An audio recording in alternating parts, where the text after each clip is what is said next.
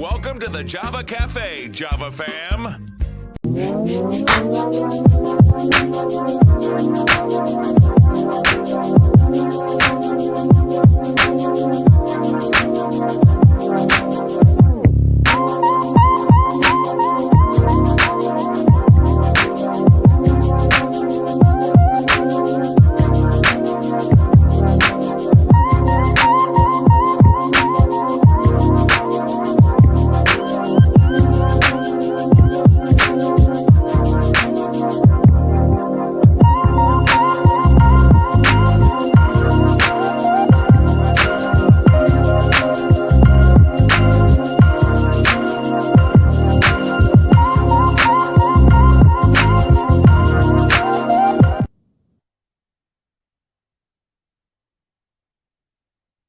Good morning, everybody. My name is James Hills. I'm the host of Java with Jimmy, and today is Wednesday, March 29th, 2023. As you just saw 2 seconds ago, and it's kind of really just hitting me now, a legend, a man, a king, not a myth, but someone who fought for this city and early on represented the importance of having people of color, Black people, Black men in office that share our values. He was an advocate. He was an example. He was a diplomat. And this morning, we are going to hear an announcement. I'm not really clear, and I want to acknowledge the Real Boston Media that forwarded me this clip. He references to district versus running for mayor. And so I'm not clear. But one thing that I am clear on, and I'm going to bring my guest in a second, so she can share any comments she would like before we have the moment of silence. But one thing that I am very clear on is that the issues that he named then are still very much present today. And so we are going to celebrate the life of this king, and then we're going to talk to this queen who moves behind the scenes and is powerful, and I would say moves in the same vein as this advocate. He's set such a great example and blazed the trail for many of us who call ourselves advocates and activists. And so we would like to, at this time, introduce to some and present to others, Camila de la Vega Maldonado, who's going to come in and join us for the moment of silence. And then we're going to talk with her about her journey as Mel made history. Camila is currently making herstory. And so, Camila, welcome this morning. Welcome. I did privately not so much apologize, but just reference to having you as a guest, and we needed, and I know you get it and understand, to hold this space to honor this king, literally and you know, figuratively as far as his name. But can you just tell us a second about your first encounter or impression with Mel? Absolutely. And you know, thank you for having me here. Yes. Thank you to your audience. I feel honored. And, you know, we were chatting a bit before we came on that although there's grief, there's also sanctity and sacredness in being able to, like, I'm alive, I'm here, I'm present while this giant has roamed, was roaming, continues to roam, will roam. And my first encounter with him was, you know, in the building of the Embrace Memorial. It's nestled on top of the 1965 Freedom Plaza, honoring 69 honorees, and Mel King being one of them. And so coming across his story, as someone raised in the greater Boston area, I hadn't heard that history. And so learning about him and what he did, and through his work, how inevitably impacted me in my life and my story, changed my narrative, changed my outlook on why I'm here and how I'm here. So thank you. Thank you. We're going to, and forgive me, I didn't do my usual, hey, say hello and good morning to the audience. It's just very, very interesting. I'm going to show you what sort of the audience, we're going to share with you this clip. And right after that, we'll have a moment of silence and we'll come in and finish talking with Camila. We will be right back with you in 2 seconds.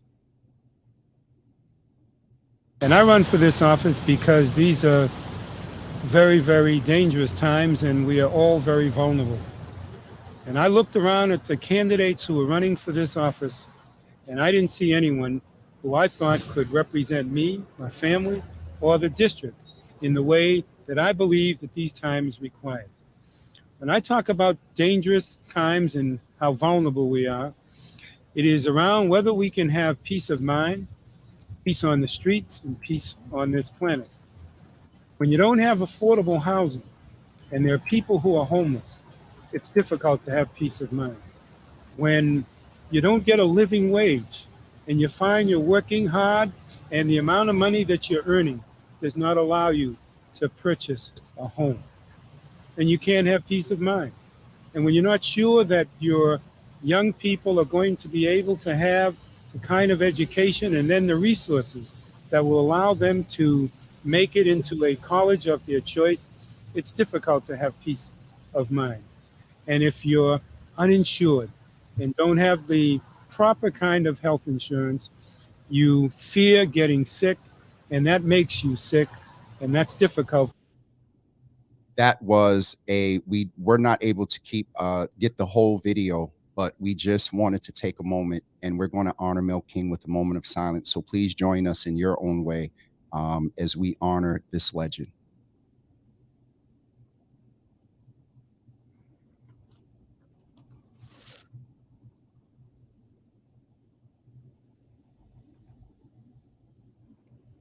Thank you all so much.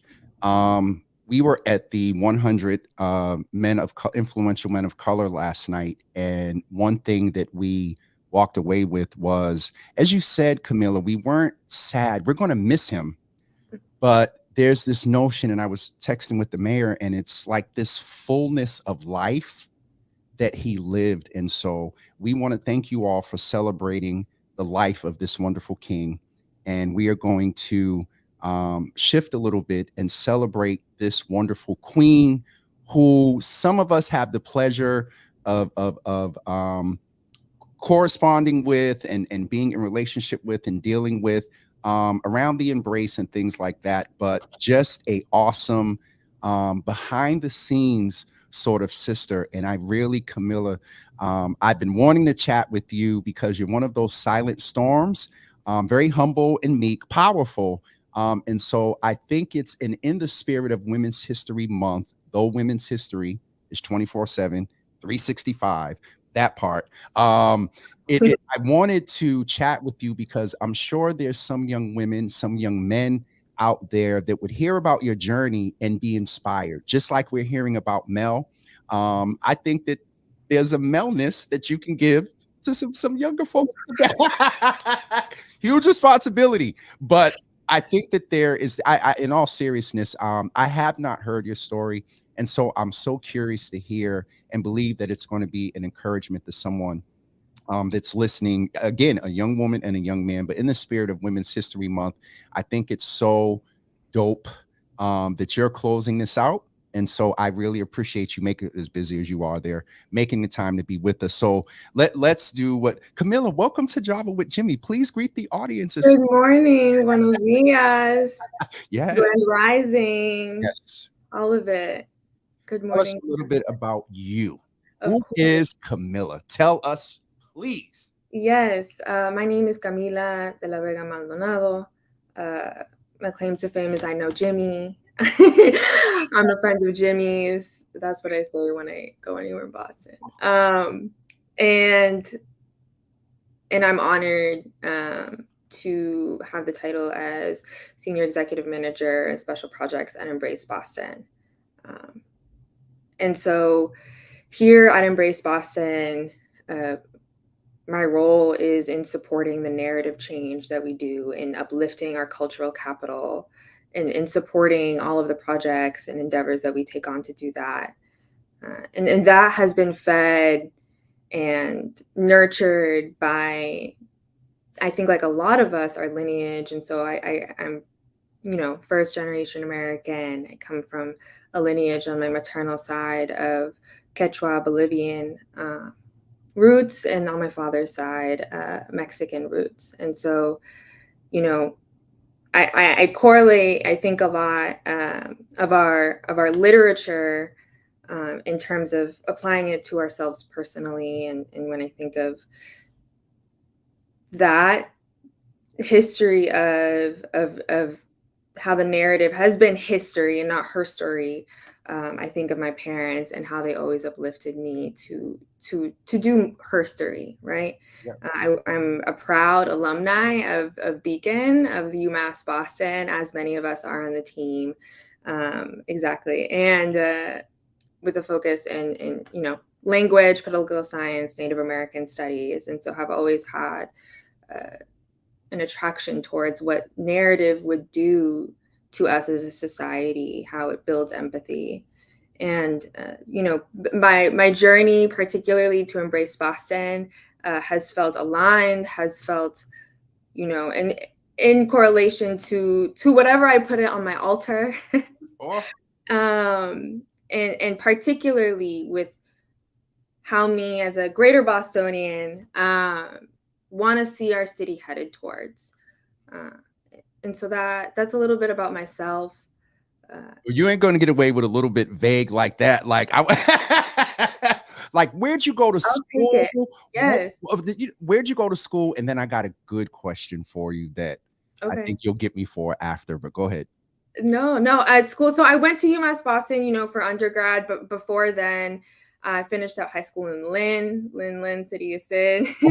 And I love Lynn. And before, like, I shared part of my high school story in Bolivia. So my mother was always very stern on saying, girl, you're going to know what life is like outside of this country, and then how I want you to bring that back here and take those teachings and implement them. And so I spent a few years of my education in Bolivia, and that has definitely framed the work I do here, how I continue to go to school here, and especially, in the wake of, Mel King the Giant, how education is held, how the anti-poor movement is held, how narrative change is held, how cultural capital is held. So, that's a little bit of my education. I grew up moving around Greater Boston's different cities. Born in 1995. I think there's Hold on. You're a grown, accomplished woman, and you were born 5 years after I graduated from high school. Oh, Jesus. Okay, go ahead. I'm sorry. I appreciate you. And so I think that, that's the remnants of urban development and what it was happening around that time was part of my life, and honored to be able to combating that in a way, integrating with that in a way, sitting with what the effects of that was in our work here. What was your first encounter? You talk about narrative, and it's so interesting because I'm learning so much about you in real time. You talk about narrative and that being your focus. What was the first time that you experienced someone else trying to put a narrative on you that wasn't correct? Ooh. I told you you're going to Okay, get me. Jimmy. I told you. I haven't had my Bustelo, but I'm having my Bustelo, Okay. Let it kick in. I'll take a sip while you go ahead. Yes.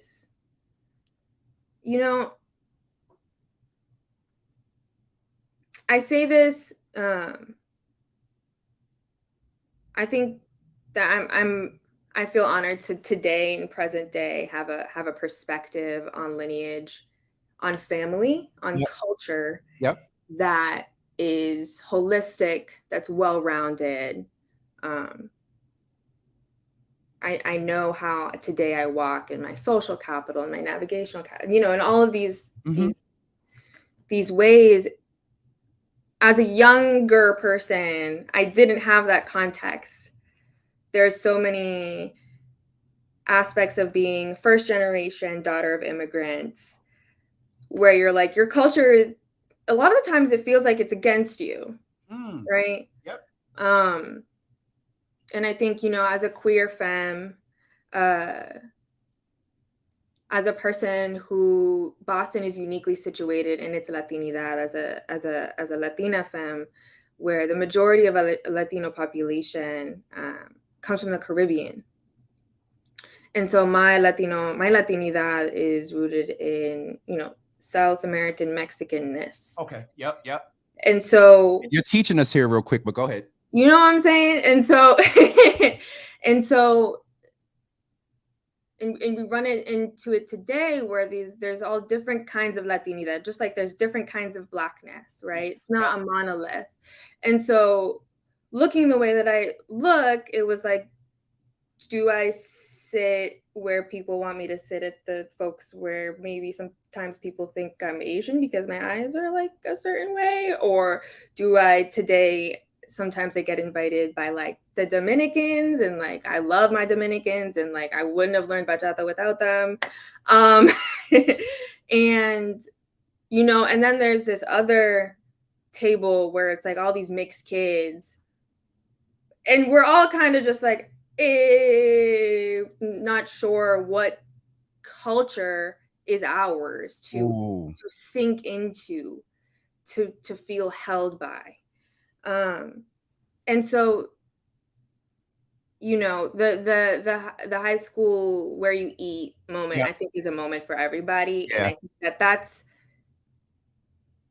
a moment that has reproduced itself so many times throughout my life, where it brings up how do we see our own culture?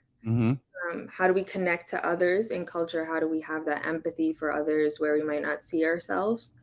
And how to bridge that, and how to sit in silence with sometimes when it's sometimes not clear where we belong.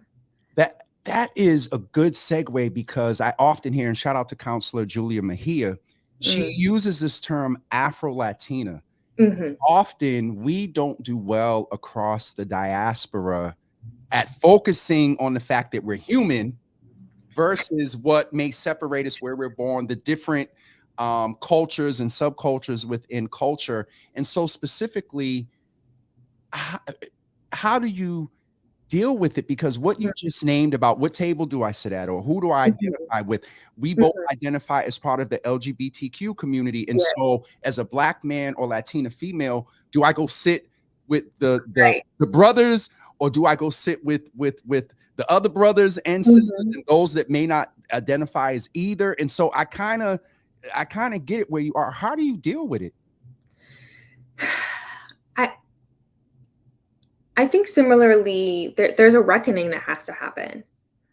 I think there's spiritual reckoning. I think there's cultural reckoning. I think sometimes there's familial reckoning, although that can get spicy during holidays. And, even when we think about holidays like Juneteenth coming up, that is a reckoning that we're having. Yes. Right? And so, Embrace Ideas Festival is coming up. June 14th and 15th. June 14th, 15th, and 16th. Oh, and 16th. Okay, there's a Friday. There's a block party we'll be having. We're very excited to host these. Hopefully folks are having reckonings. Hopefully the ideas that they're running into, the moments that they're having with themselves. Hopefully when different cultures arrive in a Black-centered space that centers Black joy, liberation, freedom, they're able to have the reckoning with themselves. And there's a personal aspect that we each go through in that reckoning, where a little bit of more empathy gets built, because we're able to see how we needed that, maybe even empathy capital, like maybe even throw that out, like just extend my credit line a little bit more towards another culture that perhaps isn't mine. And maybe I don't feel situated in completely, but I'm going to be here in that quietness and take a little bit more empathy for myself, and therefore can reciprocate that out. I knew, I knew you were a deep. I mean, if y'all are just, what? I haven't looked at the comments. There's 60 comments in here. I'm so afraid. Hold on. Lord. To be so young and so poised is so wonderful. Love it. Donald is in. Hey, sis, good to see you. Throwing up the 5, brother Mel King. He will be sorely missed. Oh my goodness. This is okay. I always knew you were a deep sister, but Jesus Lord. Okay. You know that this is an organic space and we believe in being organic. I know that about you. And shout out to Anthony Davis, who is in the, oh, this is Anthony Sr. Good to see you, Pops. I want to ask a word. I want to ask you about one word in the context of embracing, no pun intended, other cultures. Let's talk about allyship. And I think you can, please. oh, all right. So we can talk about it from two perspectives, you and I, as a Black male, you as a Latina female, and then being part of the LGBTQ community. And so what is your perspective on allyship, specifically how there needs to be dual reckoning? Yes. On both and different, yes, but dual. Oh, Jesus. Do I just need to go ahead and do this and let you just be the professor and just go ahead and teach? Okay. What allyship? Your thoughts? As a,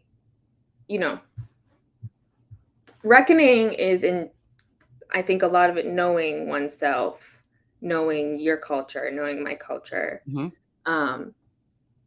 learning, and at Embrace Boston we do a lot of reading. Queer, femme, light skin, able-bodied, cis presenting femme person, have a degree. There's a lot of privilege that I embody, that I walk with, that I carry. I speak more than one language. I've been able to travel. I have a passport. So many things, right? A lot of check boxes, and I've had the privilege of being able to sit with my elders, in my family, and ask them questions about our story and why things are the way they are. And at the same time, I've had the privilege of looking at, primarily, I look at a lot of the Latino elders in our community, Jose Maso, being one of them, Ms. Garcia, who's on the plaza as well, and how they carried their Latinidad through their work, knowing that there is that allyship that has to happen. I think that I have a deep understanding that what we do is center Black joy, and that reckoning happens on a daily basis, where we get to focus on Black literature, on the lineage of Black organizing, on really implementing those ways of being, but also understanding that if it applies to one group, it actually applies to all of us. It's the sum of us, right? It's all of us that are weaved together, and I think that some of the times in allyship, what has helped me the most is understanding that we are actually one, and we're not that separated. And so when I see, if my brother Jimmy gets frustrated, sad, or something like that, also hurts me. And I understand that if your freedoms aren't available to you as a Black queer man, I know they're not going to be available to me. Yep. If you don't have cultural freedom, if you don't have linguistic freedom, if you don't have, freedom to love in all of the ways that you would want to love, then I know that those would not be available to me. And even though sometimes, white supremacy has a good way of appearing to folks, I think a lot with more privilege, like myself, as though if you get it, I won't. And if you have your freedom, if my Black queer brother Jimmy has his freedom, then that means that me, a lighter skinned person, who's not Black, who is not a man, right, who doesn't live a Black man's experience, won't have that privilege. And so there's a veil of white supremacy that I think allyship can play into sometimes, where the allyship is actually understanding that we're interwoven, we're interconnected, interdependent. That's it. I said there's a duality there, and shout out to the Real Boston Media that actually popped up. And forget you, Jimmy's hand and facial gestures are so funny, but felt because of her. And it's just, I mean, I could go 11 different ways based on so much to unpack in that response. And I talked about the duality, but it's probably trifold or threefold or whatever.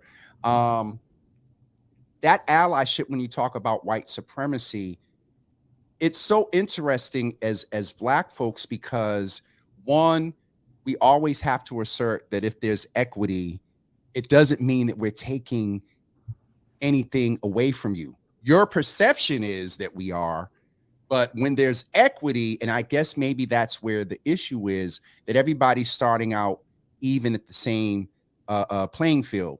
And that seems to be, the concern with white supremacists. What is your response to the changing of Boston right now? There was a lot that came up around the unveiling and whatnot. And in the context of white supremacy and Boston's old history, what is your perspective and vision cast? Because I know I got to get ready to let you go. Your vision cast for the changing Boston now. What do you see in the future based on where we've been, stuff that you've articulated that we've dealt with? Where do you see us going according to your vision? So the Mellon Foundation did a national monument audit a few years ago. And in that audit, for one of the first pages, they write, a monument is a statement of power and presence in public, right? And when I travel and when I go places and I say I'm from Boston, sometimes they make fun of me and they're like, Boston. But mostly they're like, ooh, Boston, right? We have what's that ooh about? In a presence. Okay. Power in a presence. And in the same audit, in the same report, the truth that was told about this audit, the finding is that monuments always change, right? So if we think of Boston being a monument, being a city on the hill, being the first of so many to do things, we can change, right? We have that capacity to change. And part of, Juneteenth and the Embrace Ideas, the reckoning that is that holiday coming up, June 14th to June 16th, part of various collaborations that Embrace Boston has, with the Boston Green Ribbon Commission coming up, a report, as well as work with Boston Indicators here at the Boston Foundation. Part of that is reminding folks that it's in these conversations that we need to keep having where we'll change, right? Stay in the conversation. Maybe if it gets hot, maybe if it gets heated, like we take a moment, we take a sip of water, right? But if I have we really believe and trust and know, according to not just, faith, but also data, that if as a country, we're able to take down these monuments, build new ones that embody new things, new concepts of love and belonging, then we as a people also can do that audit ourselves, and change, shift, transform. Maybe change is a lot, but transform, shift, edit. Yes. And, yeah, that, oh God, just a lot. In a good way. No, I said you're just a lot in a good way. I'm just there's so many thoughts that I have around your responses, and I know that words matter, and you know that words matter, and your intentionality around using certain words and casting vision. And I know there's so much more, and we're going to probably have to bring you back and pry, or maybe bring you back to a Java After Dark, and have some conversation about a few other things. But change is always possible. It just takes those making change, making those who are against aren't in conjunction to see it, and believe it.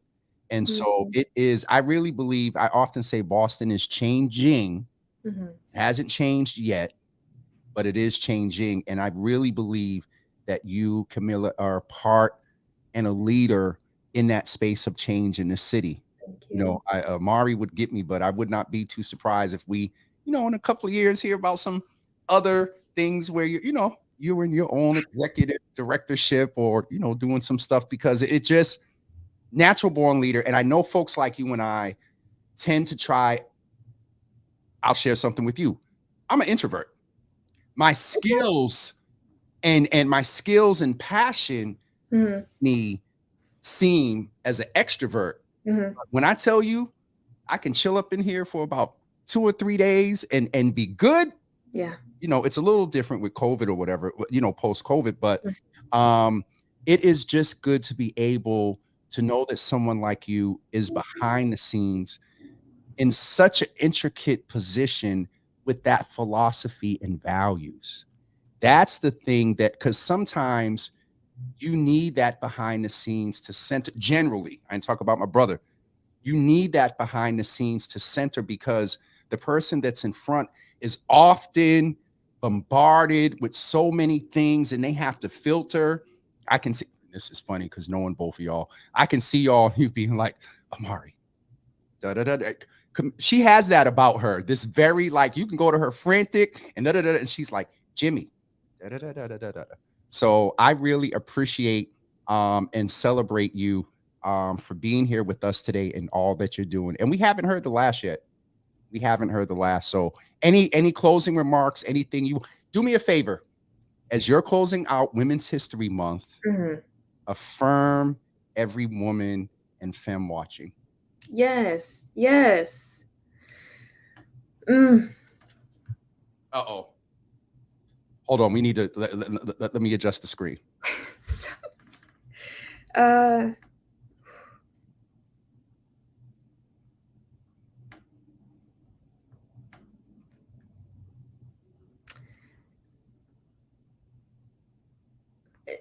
At the risk of sounding redundant,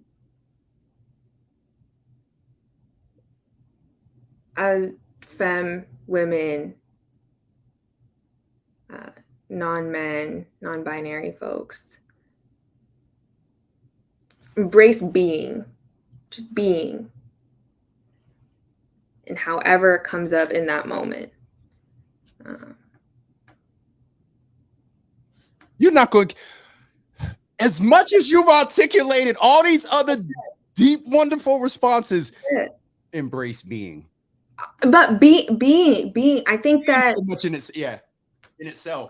I just think, you know, there's so much on the heels of women, femme, non-binary folks, especially at this time with the political landscape of this country, and being can be sacred. Being in your safety, being however it is that you want to be in that moment can be truly sacred, and there's an element of safety that requires, where if you can just be, that's enough. That in it, oh Jesus, see, here you go. Be, comma, and that's enough. Thinking of you're enough. Oh, all right.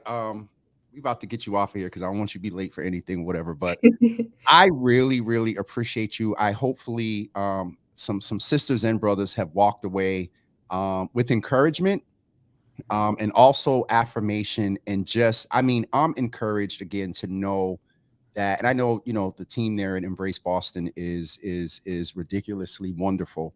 But I think the deeper dive we did today into who you are, and I got a chance to privately chat with Duncan the other day as well. It's just, you know, it by, and a lot of times we engage at events and you know, where you can't really center and focus Mhm. around really having a conversation, Mhm. as you said earlier. And so I really appreciate this because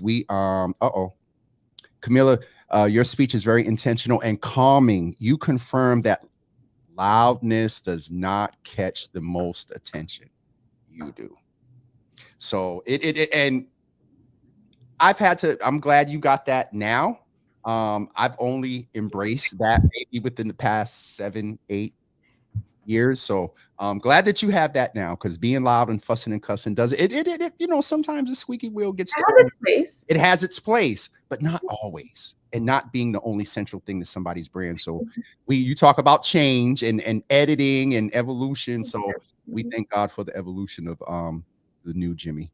But I appreciate you, sister. Please give everybody there my best. Absolutely.